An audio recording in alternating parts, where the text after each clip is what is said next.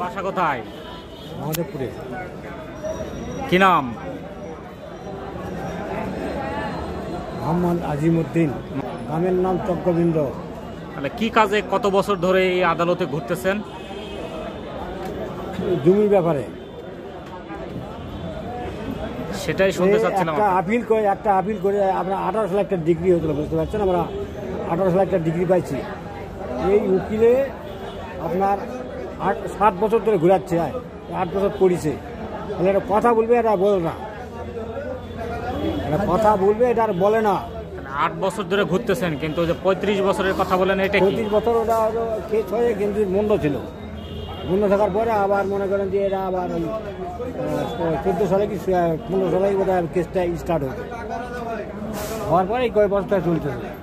তাহলে মোট আপনি আদালত চত্বরে ঘুরতেছেন 35 বছর ধরে। হ্যাঁ, 35 বছর। জমি সংক্রান্ত বলতে কি সমস্যা হয়েছিল? সমস্যা হচ্ছে যে উকিলের কাজ আর কি করতেছে না করতেছে, খালি আলে বলে যে আল নাই কাল, কাল না প্রচুর পরিশ্রম করছে, এরকম করতে করতে এই এক দুই মন্ত্রী আসছে। একদিন যদি আদালতে আসেন কত টাকা খরচ হয়?